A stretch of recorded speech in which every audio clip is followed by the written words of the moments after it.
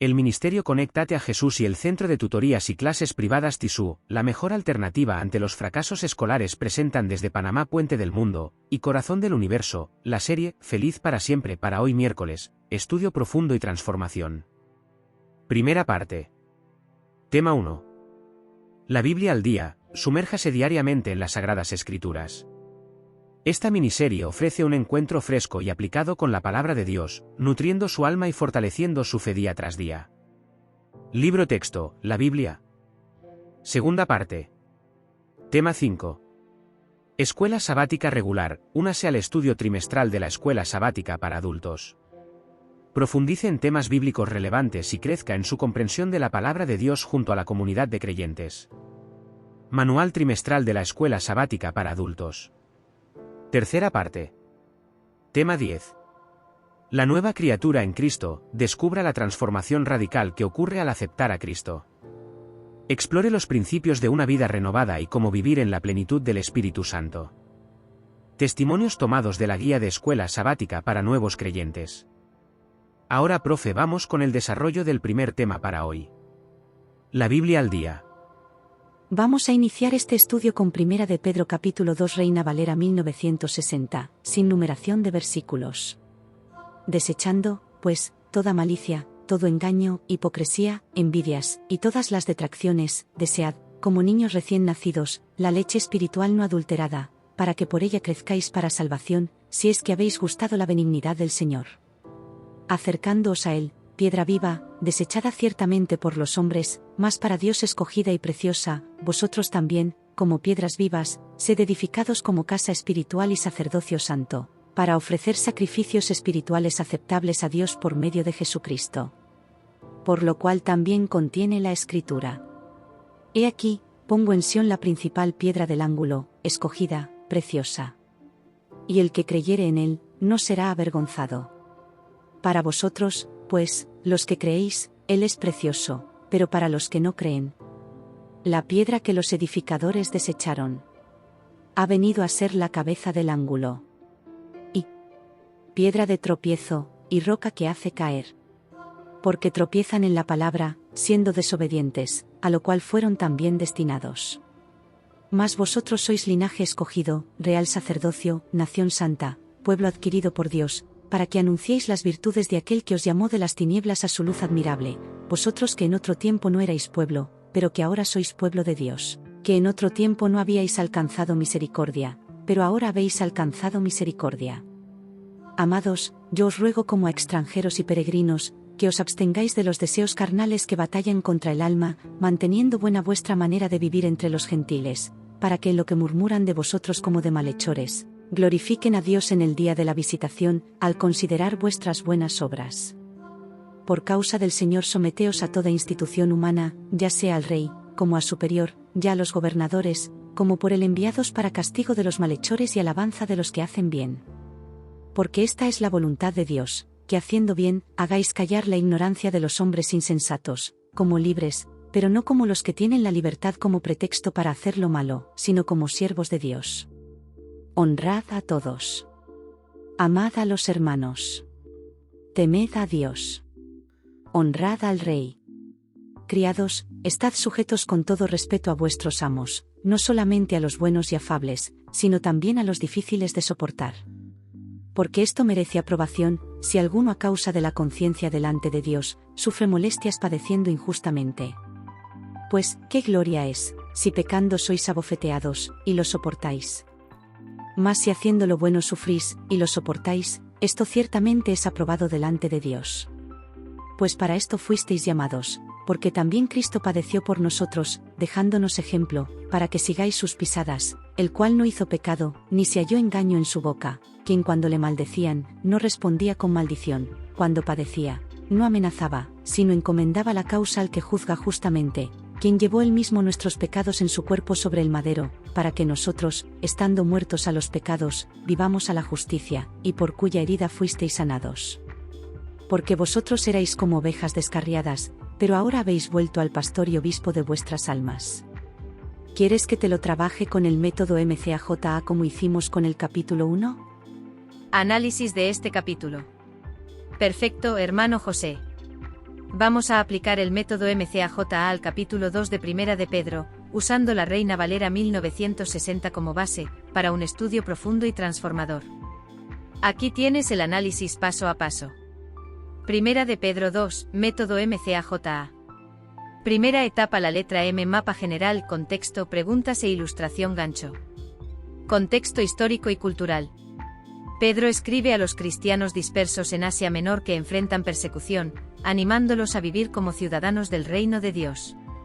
El capítulo destaca la santidad, la identidad espiritual del creyente y el llamado a una vida de sumisión y servicio, incluso ante el sufrimiento. Género literario. Carta apostólica exhortativa con enseñanzas prácticas y teológicas. Estructura general del pasaje. Exhortación a desechar actitudes carnales y buscar el crecimiento espiritual, versículos 1 a 3. Cristo como la piedra viva y nosotros como casa espiritual, versículos 4 a 8. Identidad del pueblo de Dios, versículos 9 a 10. Exhortaciones prácticas para la vida diaria, sumisión, testimonio y servicio, versículos 11 a 25. Propósito o intención del autor. Recordarles a los creyentes su identidad como pueblo santo y exhortarlos a vivir vidas ejemplares ante un mundo hostil. Audiencia original. Cristianos dispersos, en su mayoría gentiles convertidos al cristianismo, viviendo en medio de un contexto pagano y hostil. Ilustración como gancho motivacional. Imagina que estás construyendo una casa de piedra sobre un terreno rocoso. Cada piedra debe colocarse con cuidado, para que toda la estructura sea firme y hermosa. Ahora piensa en Cristo como esa piedra angular esencial que da estabilidad y belleza a la casa espiritual. Si falta esa piedra, el edificio entero se derrumba. ¿Cómo asegurarte de que tu vida espiritual esté construida sobre la piedra correcta? Preguntas generadoras. 1. ¿Qué significa ser piedras vivas en la casa espiritual de Dios? 2. ¿Cómo puedo reflejar mi identidad como parte del pueblo santo de Dios en mi vida diaria, tanto personal como digital? Segunda etapa, la letra C. Conceptos clave, profundización en el léxico y temas. Palabras y frases repetidas. Piedra viva, casa espiritual, linaje escogido, real sacerdocio, nación santa, pueblo adquirido, siervos, sometimiento, sufrimiento. Términos teológicos. Piedra del ángulo, Cristo como fundamento de la fe. Real sacerdocio, privilegio y responsabilidad del creyente. Sacrificios espirituales, adoración y vida santa. Redención, Cristo llevó nuestros pecados en su cuerpo. Metáforas o simbolismos. Piedra viva y piedra angular, Cristo. Casa espiritual y sacerdocio santo, la comunidad de creyentes. Ovejas descarriadas, la condición anterior del creyente. Ideas centrales o temas recurrentes. Crecimiento espiritual. Identidad en Cristo. Santidad y sumisión a las autoridades. Sufrimiento por causa de la fe. Conexión con otros pasajes bíblicos. Isaías 28, 16, piedra del ángulo. Salmo 118, 22, la piedra desechada. Éxodo 19, 6, reino de sacerdotes. Isaías 53, 5-6, Cristo llevó nuestras heridas. Tercera etapa, la letra A. Anclas, fundamento doctrinal y sabiduría inspirada. Conexión con las creencias fundamentales adventistas. Creencia número 12. La Iglesia. Somos un pueblo llamado a ser luz al mundo, real sacerdocio y linaje escogido, Primera de Pedro 2, 9. Creencia número 14. La unidad en el cuerpo de Cristo. Como casa espiritual, trabajamos juntos como piedras vivas para edificar la Iglesia de Cristo. Cita de Elena G. de White. Cristo es la piedra viva, sus seguidores son piedras vivas. Su vida fluye en todos los creyentes que están firmemente unidos a Él. Los Hechos de los Apóstoles, página 531. Cuarta etapa, la letra J. Joyas preciosas, exégesis profunda y respuestas transformadoras. Joyas extraídas del texto. 1. Cristo como la piedra viva y angular, Él es el fundamento de nuestra fe y el centro de nuestra vida espiritual. 2. Nuestra identidad espiritual, linaje escogido, real sacerdocio, nación santa, tenemos un propósito de reflejar la luz de Cristo al mundo. 3. Llamado a la santidad, vivir como peregrinos, absteniéndonos de los deseos carnales. 4. Sometimiento y testimonio, honrar a las autoridades, aunque no siempre sean justas, para glorificar a Dios a través de nuestras buenas obras. 5. El modelo de Cristo en el sufrimiento, soportar la injusticia como Él lo hizo, confiando en Dios que juzga justamente. Respuestas a las preguntas generadoras.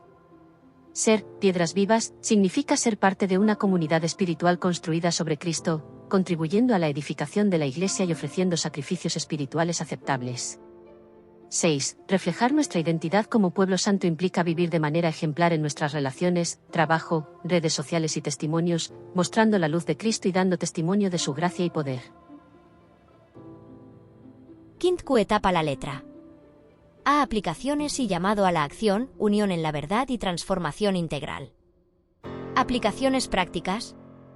1. En mi vida personal, revisar mis actitudes de malicia, envidia y engaño. Crecer en pureza y santidad como piedra viva. 2. En mi vida digital, usar las redes sociales para edificar. Compartir la luz de Cristo y evitar las críticas y el odio que dividen. 3. Retoma de la ilustración como sello de transformación. La ilustración de la piedra angular nos recuerda que, sin Cristo como fundamento, la casa espiritual se desmorona. Pregúntate, ¿estoy cimentando mi vida en Él o en otra cosa? 4. Llamado a la acción.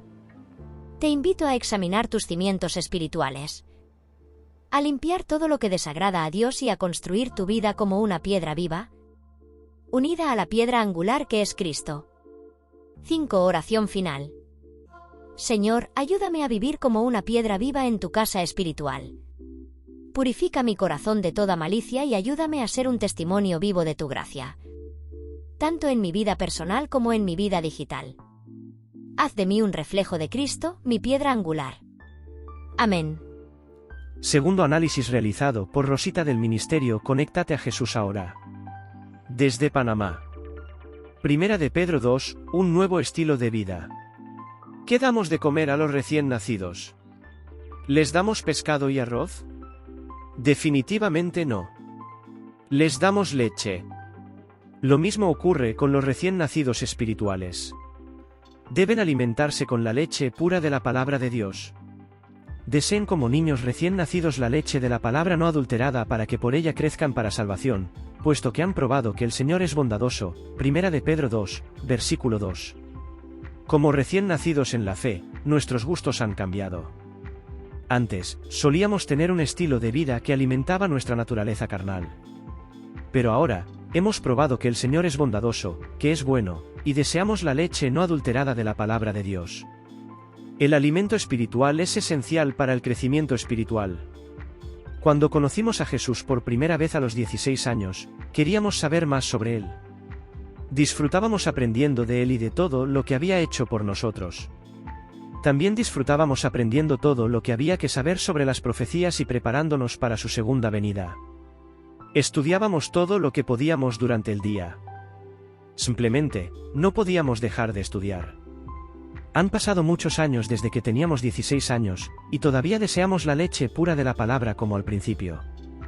Sin embargo, como hemos madurado, en lugar de beber leche, ahora comemos alimentos sólidos, y véase 1 Corintios 3, versículo 2. A medida que continuamos recibiendo alimento espiritual, el Espíritu Santo nos guiará aún más profundamente en nuestra comprensión de la palabra de Dios. Orar y estudiar la palabra de Dios son esenciales para permanecer como residentes permanentes y ciudadanos del reino celestial. A medida que estudiamos, el Espíritu Santo nos señalará diferentes aspectos de nuestro estilo de vida que debemos abandonar porque nos impedirían alcanzar nuestra meta, nuestro hogar celestial. Mencionaremos dos de ellos. Cambios en el estilo de vida que nos impiden mantener nuestra residencia permanente en el cielo. Cambio en el estilo de vida número 1, dejar a un lado el mal. Primera de Pedro, versículo 1. Habiendo pues dejado toda maldad, todo engaño, hipocresía, envidia y toda maledicencia. Debemos dejar de lado todo lo que impida que la leche pura de la palabra de Dios sea efectiva. En Efesios 4, versículo 25, leemos lo siguiente: por lo tanto, habiendo dejado la mentira, hablen la verdad cada uno con su prójimo, porque somos miembros los unos de los otros. Y también leemos en Santiago 1, versículo 21, lo siguiente: por lo tanto, desechando toda suciedad y la maldad que sobreabunda, reciban con mansedumbre la palabra implantada, la cual puede salvar su vida. Cambio de estilo de vida número 2. Abstenerse de los deseos carnales. Primera de Pedro, versículo 11. Amados, yo los exhorto como a peregrinos y expatriados, que se abstengan de las pasiones carnales que combaten contra la vida. Los cristianos deben permanecer sin mancha ni arruga, véase Efesios 5, versículo 27, en medio de un mundo moralmente degenerado. Deben evitar todo contacto con hábitos y prácticas malignas. Esto es lo que los distingue como extranjeros y peregrinos en este mundo. Se mantienen alejados de sus placeres degradantes y se dedican a las cosas del espíritu. Los restos de las inclinaciones pecaminosas mantienen una guerra persistente dentro de la mente del cristiano hasta que la gracia de Cristo lo inmuniza contra los deseos carnales que luchan contra el alma. Véase Romanos 7, versículos 21 al 25, comentario bíblico adventista de Primera de Pedro 2, versículo 11. La única manera de ganar esta guerra en nuestras mentes es a través de la fuerza que recibimos del alimento de la palabra de Dios. Cuanto más asimilemos o practiquemos la palabra de Dios, menos inclinaciones pecaminosas tendremos. Una cosa que aprendimos al estudiar la palabra de Dios es que debemos ponernos la armadura de Dios y mantenerla puesta cada segundo del día para librar esta guerra contra nuestra naturaleza carnal. Véase Efesios 6, versículos 10 al 18. No podemos ganar esta guerra en nuestras mentes por nuestra cuenta. La única manera de ganar esta guerra es a través de la fuerza que recibimos de la palabra de Dios y la presencia del Espíritu Santo en nuestras mentes. La palabra de Dios es parte de la armadura. Es la espada que nos ayudará a defendernos de la tentación de volver a nuestro antiguo estilo de vida. Jesús nos dio el ejemplo de cómo librar esta guerra usando la palabra de Dios, ver Mateo 4, versículos 1 al 11. Depende de nosotros comprometernos a memorizar versículos bíblicos, como hizo Jesús, que serán nuestra defensa en tiempos de tentación. Conclusión. Sigamos el ejemplo que Jesús nos dio en Marcos 1, versículo 35. Habiéndose levantado muy de madrugada, todavía de noche, Jesús salió y se fue a un lugar desierto y allí oraba. Fue durante estos momentos de oración y estudio de la palabra que Jesús recibió el poder de lo alto para librar la guerra contra el pecado. Si desarrollamos este nuevo estilo de vida de orar y estudiar la palabra de Dios, recibiremos el alimento que necesitamos para obtener la victoria. Recuerda, tener el alimento adecuado es clave para permanecer como residentes permanentes y ciudadanos en el reino celestial. Bendiciones. Gracias, profesoras. Excelente análisis del tema 1, la Biblia al día. Vamos ahora con el análisis de la segunda parte del estudio de hoy. El tema 5. La escuela sabática para adultos de esta semana. Adelante, profesora Abril. Lección 12, para el 21 de junio de 2025. Precursores. Sábado 14 de junio. Lee para el estudio de esta semana, Daniel 2, 31 al 45, Daniel 3, 1 al 12, 17, 18. Apocalipsis 13, 11 al 17, Romanos 1, 18 al 25, Hechos 12, 1 al 17, Mateo 12, 9 al 14. Para memorizar. Porque no nos ha dado Dios espíritu de timidez, sino de poder, de amor y de dominio propio, segunda de Timoteo 1, 7. Esta semana estudiaremos otras dos historias bíblicas que prefiguran los acontecimientos de los últimos días con gran detalle. En primer lugar, examinaremos el relato de Sadrac, Mesac y Abednego, que contiene alusiones evidentes al capítulo 13 de Apocalipsis. Veremos luego la historia de los apóstoles y la experiencia de los primeros cristianos para comprender lo que nos queda aún por delante hasta el regreso de Cristo. Ambos ejemplos, el de los 3 jóvenes hebreos y el de la Iglesia apostólica, ponen de relieve un valor extraordinario y contienen claves para disfrutar de paz espiritual aún en las circunstancias más difíciles. Lección 12. Domingo 15 de junio. Daniel 2 y el enfoque historicista de la profecía. La profecía que aparece en Daniel 2 es una de las más poderosas de toda la Escritura. Casi 6 siglos antes de Cristo, el profeta expone la historia del mundo. Desde la época de Babilonia y a través de Medo-Persia, Grecia y Roma hasta la fragmentación de esta en lo que son hoy las naciones europeas. De hecho, la profecía dijo de estas naciones europeas que se mezclarán por medio de casamientos pero no se unirán el uno con el otro, así como el hierro no se mezcla con la arcilla, Daniel 2:43. Esta predicción se ha cumplido asombrosamente. Es decir, a pesar de todo tipo de alianzas matrimoniales entre estas naciones, siguen divididas. Por ejemplo, la monarquía británica se llama Casa de Windsor, un nombre inglés. Sin embargo, esa designación es relativamente reciente, ya que data de 1917. Antes de eso, la familia se llamaba Casa de Saxe-Coburg y Gotha, un nombre claramente alemán, pues muchos miembros de la realeza británica, al mezclarse por medio de casamientos, eran parientes consanguíneos de los alemanes.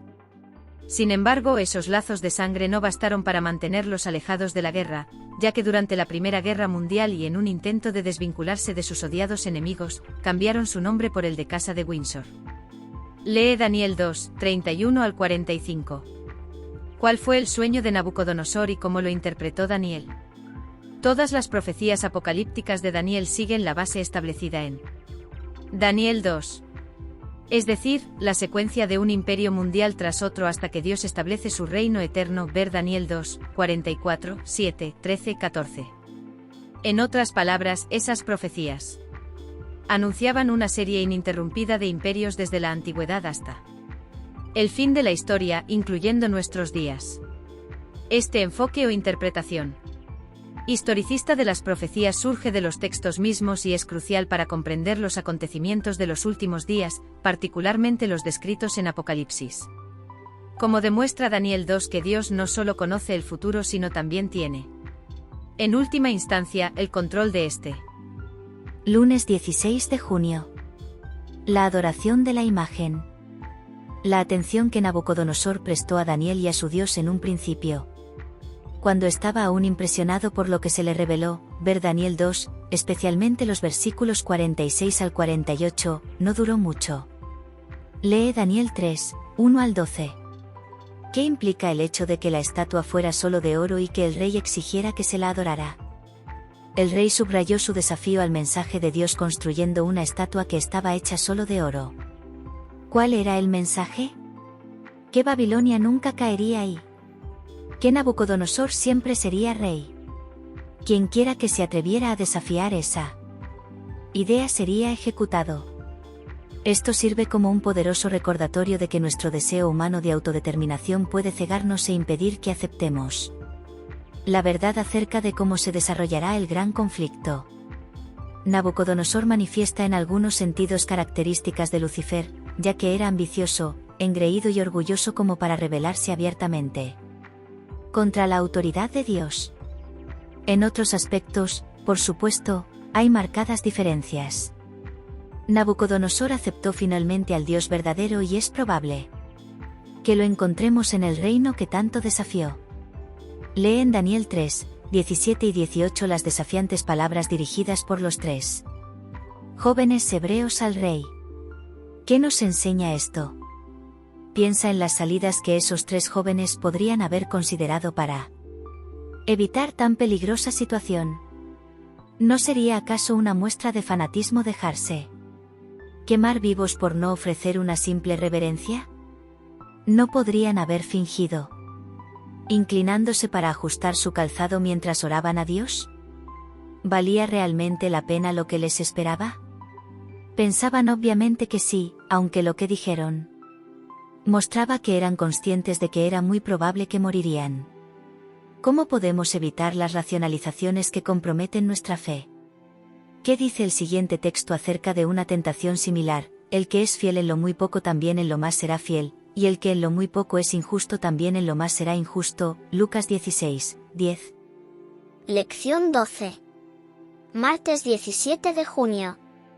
Otra imagen y la orden de adorarla. Hace tiempo que los estudiosos de la Biblia ven la conexión entre Daniel 3 y lo que Apocalipsis enseña acerca de los eventos finales. Efectivamente, la orden de adorar la imagen o morir, Daniel 3, 15, refleja lo que el Apocalipsis enseña acerca de la orden de rendir culto a una imagen so pena de muerte. Se le permitió Infundir aliento a la imagen de la primera bestia, para que la imagen pudiera hablar y dar muerte a todo el que no adore a la imagen de la bestia. Apocalipsis 13, 15. Lee Apocalipsis 13, 11 al 17, 14, 9, 11 y 12, 16, 2, 19, 20 y 20, 4. ¿Qué contraste hay aquí que implica un conflicto entre los mandamientos de Dios y los de hombres? El pueblo de Dios está llamado a adorar al que hizo el cielo y la tierra, el mar y las fuentes de las aguas, es decir, al Creador, en contraposición con la bestia y su imagen. Los 3 jóvenes hebreos se negaron, ante una amenaza similar, a adorar a otro que no fuera el Dios creador. Por lo tanto, por diferentes que sean las circunstancias entre la orden de adorar la imagen en la llanura de Dura en oposición al Creador y lo que sucederá en todo el mundo con el llamado a rendir culto a la imagen de la bestia y no al Creador, el principio es el mismo. Lee Romanos 1, 18 al 25, observa el vínculo existente entre Romanos 1, 18 y Apocalipsis 14, 9 y 10 acerca de la ira de Dios. En vista de ello, ¿de qué manera la adoración de la imagen de la bestia es solo otra manifestación del mismo principio en juego, el de quién debe ser objeto de la lealtad de los seres humanos? Adorar no significa única o necesariamente inclinarse ante una imagen y ofrecerle incienso. Adoramos aquello a lo que en última instancia somos leales. Cuando consideramos quién es nuestro Dios creador y lo que ha hecho por nosotros al redimirnos por medio de Jesús, nos damos cuenta de que es el único que merece ser adorado. Todo lo demás es idolatría. Tal vez esto ayuda a comprender las severas palabras de Jesús: el que no está conmigo, está contra mí, y el que conmigo no recoge, desparrama. Mateo 12, 30.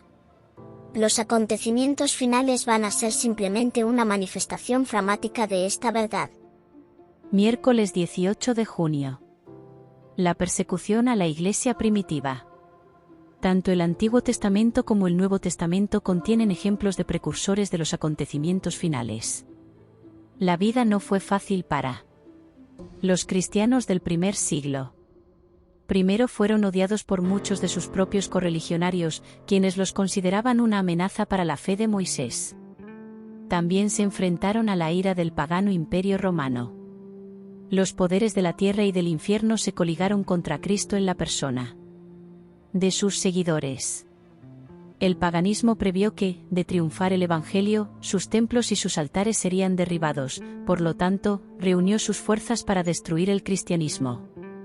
Se encendieron los fuegos de la persecución. Helena de Witte, El conflicto de los siglos, página 43. El libro de Hechos registra una historia que ilustra poderosamente lo que el pueblo de Dios puede esperar a medida que nos dirigimos hacia el escenario descrito en Apocalipsis 13. Lee Hechos 12, 1 al 19. ¿Qué elementos de esta historia podrían presagiar los acontecimientos de los últimos días? Santiago había sido decapitado y Pedro habría de ser el siguiente, pues existía la pena de muerte contra los cristianos. Quizás uno de los aspectos más notables de esta historia sea el hecho de que Pedro dormía tan profundamente, durante la que debería haber sido para él la peor noche de su vida, que el ángel tuvo que golpearlo para que despertara. Pedro fue milagrosamente puesto en libertad y se dirigió a una reunión de creyentes que, paradójicamente, dudaban de que hubiera sido liberado aunque estaban orando por ello. La Biblia dice que quedaron atónitos, lo que nos llama a reflexionar acerca de cuántas veces oramos sin confiar demasiado en que Dios nos responderá. Algunos creyentes se salvaron durante aquella persecución, mientras que otros fueron asesinados. A medida que nos acercamos al final de los tiempos, sucederá lo mismo. Incluso Pedro, aunque fue librado en esa ocasión, murió finalmente por su fe. Jesús mismo le anunció cómo moriría: te aseguro, cuando eras más joven, te ceñías e ibas a donde querías. Pero cuando seas anciano, extenderás tus manos y otro te ceñirá, y te llevará a donde no quieras. Dijo esto para dar a entender de qué muerte había de glorificar a Dios. Dicho esto, añadió: sígueme. Juan Juan 21, 18, 19. Tras anunciar a Pedro cómo moriría, Jesús le dijo: «Sígueme», ¿qué debería decirnos esto acerca de por qué ni siquiera el riesgo de la muerte debería impedirnos seguir al Señor? Lección 12. Jueves 19 de junio. La marca de la bestia. Puesto que ciertos acontecimientos finales como el decreto de muerte y la imposición de la marca de la bestia aún no han sucedido a pesar del paso del tiempo, algunos han expresado dudas e incluso escepticismo acerca de nuestra interpretación de los eventos finales, incluyendo el papel central del sábado y del domingo en la etapa final del conflicto. El libro de Apocalipsis es claro: adoramos al Creador o a la bestia y a su imagen. Y, dado que el séptimo día, el sábado semanal, es desde el Edén mismo la señal de Dios como Creador, ver Génesis 2, 1 a 3, no debería sorprender que el sábado ocupe un lugar central en la adoración al Creador. Además, no es coincidencia que el poder representado por la bestia surgida del mar sea el mismo que pretendió modificar el mandamiento que ordena observar el sábado como día de adoración al Creador por el domingo, lo cual no es autorizado por la Biblia. Con estos antecedentes en mente, la idea de que el sábado y el domingo intervendrán en la cuestión de la adoración, ya sea al Creador, ver Apocalipsis 14, 6, 7, o a la bestia, tiene mucho sentido. Además, tenemos en el Nuevo Testamento un precursor acerca de la cuestión del sábado, o séptimo día, como día de adoración en contraposición con la ley humana. Lee Mateo 12, 9 al 14 y Juan 5, 1 al 16. ¿Por qué quisieron los líderes religiosos matar a Jesús? En Mateo 12, 9 al 13, ¿cómo respondieron los líderes religiosos cuando Jesús sanó en sábado al hombre que tenía una mano seca? Pero los fariseos salieron y conspiraron contra Jesús para matarlo. Mateo 12, 14. ¿Matar a alguien a causa del sábado? En Juan 5, 1 al 16, después de otra curación milagrosa realizada en el séptimo día, los líderes perseguían a Jesús y procuraban matarlo, porque hacía estas cosas en sábado. Juan 5 y 16. Muerte a causa de la tradición humana. Nada en la Biblia prohibía curar a alguien en sábado, así como nada en la Biblia ha puesto el domingo en lugar del sábado, versus el día de reposo bíblico, sábado, séptimo día de la semana. Aunque la cuestión específica allí descrita no es la misma que en los acontecimientos finales, se parece bastante, la ley humana en oposición a la de Dios. En ambos casos, la ley cuestionada tiene que ver con el sábado bíblico. ¿Morir a causa de uno de los mandamientos de Dios? ¿Cómo podría alguien racionalizar la situación para procurar una escapatoria? Viernes, 20 de junio. ¿Para estudiar y meditar? Preguntas para dialogar. 1. Lee 2 de Timoteo 1, 7. Analiza los aspectos de la profecía que más te han preocupado. ¿Cómo podemos librarnos del temor y encontrar el mensaje de esperanza de Dios aún en medio de las profecías que se refieren a la persecución por causa de la fe? 2. Aunque en este momento puede ser difícil ver cómo el sábado y el domingo podrían convertirse en el epicentro de los acontecimientos finales, nota cuán rápidamente puede cambiar el mundo. ¿Qué debería enseñarnos esto acerca de no basar nuestra fe en los acontecimientos actuales? ¿Qué pueden cambiar en un instante, sino solo en la palabra de Dios? 3. Piensa en Daniel 2, e incluso en Daniel 7. Todos los imperios surgieron y desaparecieron exactamente como fue predicho. Desde nuestra perspectiva actual, solo queda un reino por aparecer. ¿Cuáles y por qué podemos estar seguros de que surgirá así como fue anunciado? Gracias, profesoras, por este excelente análisis de la escuela sabática de esta semana. Vamos ahora a estudiar la tercera parte del estudio de hoy. El tema 10: la nueva criatura en Cristo. Adelante, hermano Moreno, con el testimonio de la semana. Saludos, profe. Vamos con la tercera parte de el estudio para el día miércoles en nuestra programación Feliz para Siempre. Y ahora nos corresponde trabajar con el tema número 10, la nueva criatura y el camino a Cristo. Una serie de testimonios El testimonio que tenemos para esta semana se encuentra en la lección número 4 de la Escuela Sabática para Nuevos Creyentes del segundo trimestre. El título de este testimonio es Un cambio de valores. El mismo dice así: cuando Gregorio cumplió los 18 años, comenzó a vender pólizas de seguros de vida y a trabajar como corredor de hipotecas. Su trabajo era tan eficaz que llegó a convertirse en la mano derecha del gerente. El sábado era el día de ajetreo, porque como gerente de un grupo debía adiestrar a los nuevos empleados. A fines del 2009, una de las compañeras comenzó a hablarle de cosas que él ni había oído mencionar, tales como: no deberías estar trabajando los sábados, ese es el día de reposo. Él jamás había oído hablar de los adventistas del séptimo día hasta que la conoció a ella. Cuando la madre de Gregorio se enteró de que él estaba estudiando con los adventistas, se enojó mucho y le dijo: si vas a dejar de ser católico, no podrás seguir viviendo en mi casa. Sin embargo, Gregorio estudió la palabra de Dios y comprendió que el sábado era el día de reposo y renunció a su trabajo. Dios premió la fidelidad de su hijo, pues Gregorio consiguió trabajo como representante de cuentas personales en un importante banco. Todas las mañanas oro a Dios pidiéndole que me use, dice Gregorio. Mi motivación primordial ya no es ganar dinero. Tan pronto como comencé a leer la Biblia, cambié el objetivo de mi vida, que era tener $1 millón cuando llegara a la edad de 30 años. Ahora lo que deseo es cambiar 1 millón de vidas, tanto de forma espiritual como financiera.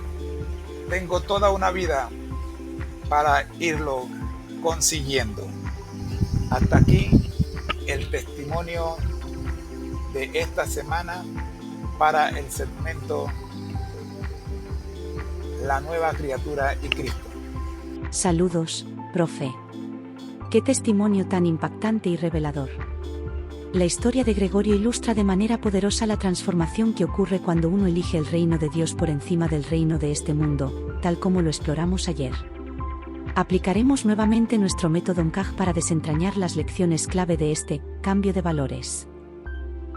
Mapa de intriga, preguntas generadoras. Para iniciar nuestro análisis, formulemos algunas preguntas que despierten nuestra curiosidad sobre el testimonio de Gregorio.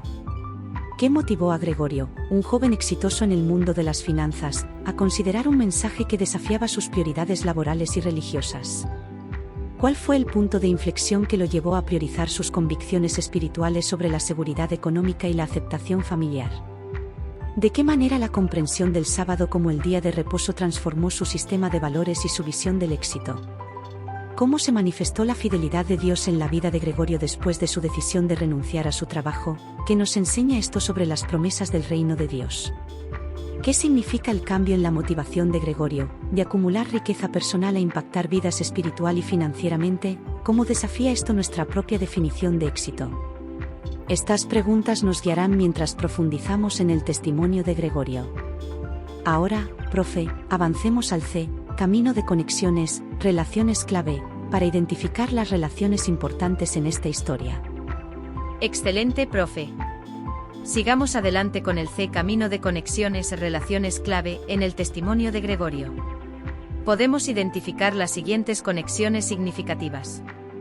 El éxito mundano inicial y el vacío espiritual. La historia conecta el éxito profesional temprano de Gregorio con una posible falta de plenitud espiritual, lo que lo hizo receptivo al mensaje de su compañera de trabajo. Esto sugiere una relación entre la búsqueda de logros seculares y la necesidad inherente del ser humano por algo más trascendente. El encuentro con la verdad bíblica y el conflicto de lealtades. Se conecta el mensaje sobre el sábado con la confrontación de Gregorio con las enseñanzas de su iglesia de origen y la oposición de su madre. Esto ilustra la tensión que a menudo surge cuando la verdad bíblica desafía las tradiciones y las expectativas familiares.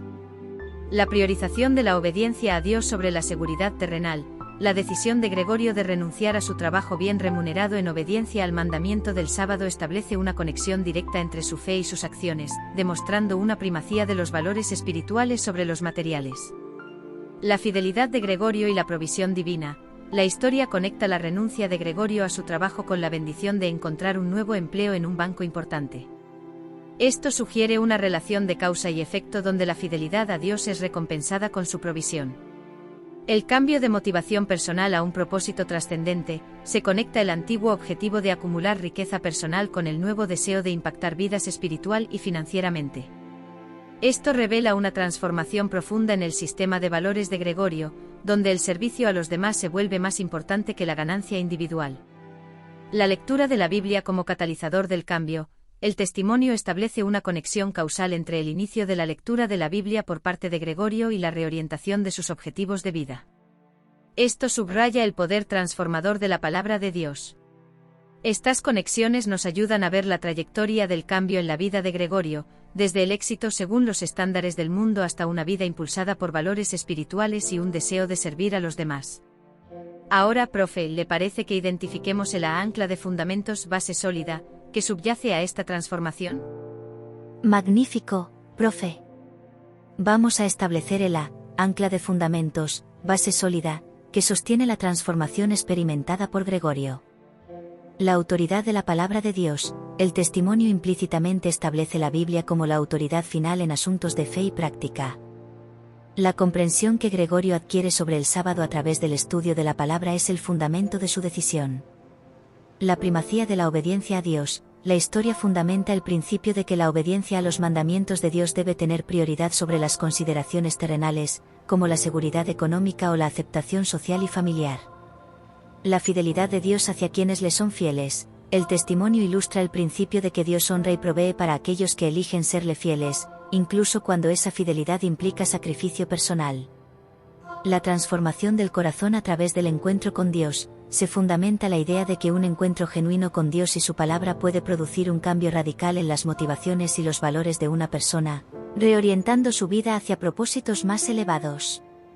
El valor de un propósito trascendente sobre la riqueza material. El testimonio contrasta el objetivo de acumular riquezas con el deseo de tener un impacto positivo en la vida de otros, estableciendo el principio de que el servicio y el crecimiento espiritual tienen un valor eterno superior al de las posesiones materiales. La influencia transformadora de la comunidad de fe. Aunque brevemente mencionada, la compañera de trabajo adventista juega un papel fundamental al compartir el mensaje. Esto subraya el principio de la importancia de la comunidad de creyentes en el proceso de crecimiento espiritual y descubrimiento de la verdad. Estos fundamentos nos ayudan a comprender por qué Gregorio tomó las decisiones que tomó y las bendiciones que recibió como resultado de alinear su vida con los principios del reino de Dios. Finalmente, profe, estamos listos para extraer las joyas de insight, revelaciones significativas, de este inspirador testimonio. ¿Continuamos para concluir? Amén, profe. Extraigamos ahora las joyas de insight, revelaciones significativas, del testimonio de un cambio de valores, de Gregorio. La verdad bíblica como catalizador de transformación. Una joya clave es el poder de la palabra de Dios para confrontar nuestras prioridades y transformar nuestros valores. El estudio de la Biblia fue el punto de inflexión para Gregorio, llevándolo a reconsiderar su vida y sus lealtades. Esto nos recuerda la importancia de sumergirnos en las Escrituras para permitir que moldeen nuestro corazón y nuestra cosmovisión. La autenticidad de la fe se prueba en la obediencia. El testimonio revela que la verdadera fe se manifiesta en la disposición a obedecer a Dios, incluso cuando esto implica sacrificio personal y va en contra de las expectativas del mundo o de nuestros seres queridos. La renuncia de Gregorio a su trabajo fue una poderosa demostración de la autenticidad de su nueva fe. La fidelidad a Dios abre puertas inesperadas. Una revelación alentadora es la manera en que Dios honra la fidelidad. La provisión de un nuevo empleo para Gregorio en un banco importante nos enseña que confiar en Dios y priorizar su voluntad no nos dejará desamparados. Sus caminos pueden ser diferentes a los nuestros, pero su cuidado es seguro. El verdadero éxito se mide por el impacto eterno, el cambio en la motivación de Gregorio, de la búsqueda de riqueza personal al deseo de transformar vidas espiritual y financieramente, nos presenta una definición más profunda y significativa del éxito. El verdadero éxito radica en cómo invertimos nuestra vida para el reino de Dios y el bienestar de los demás. La comunidad de fe como apoyo en el camino, aunque breve, el papel de la compañera de trabajo de Gregorio subraya la importancia de la influencia de otros creyentes en nuestro crecimiento espiritual. Compartir la fe y vivirla en comunidad puede ser fundamental para el descubrimiento de la verdad y el fortalecimiento de nuestras convicciones. Un llamado a reevaluar nuestros propios valores. El testimonio de Gregorio nos desafía a examinar nuestros propios sistemas de valores. ¿Qué priorizamos en nuestra vida? ¿Estamos dispuestos a sacrificar las seguridades del mundo en obediencia a Dios? Su historia nos inspira a buscar un cambio de valores que esté alineado con el reino eterno. En resumen, el testimonio de Gregorio es un poderoso recordatorio de que la verdad bíblica tiene el poder de transformar vidas, que la obediencia a Dios es una prueba de nuestra fe, que Dios recompensa la fidelidad, que el verdadero éxito tiene una dimensión eterna y que la comunidad de fe juega un papel importante en nuestro caminar espiritual. Nos desafía a reevaluar nuestros propios valores y a elegir el reino de Dios por encima de todo. Un testimonio realmente edificante. Profe, una pregunta para nuestros amigos, ¿qué reflexiones le deja esta historia? Nuestro lema: al que el Señor llama, capacita; al que envía, acompaña. Siempre gozosos, conectados a Jesús y al Espíritu Santo a través de la Biblia. Todos juntos, rumbo al cielo.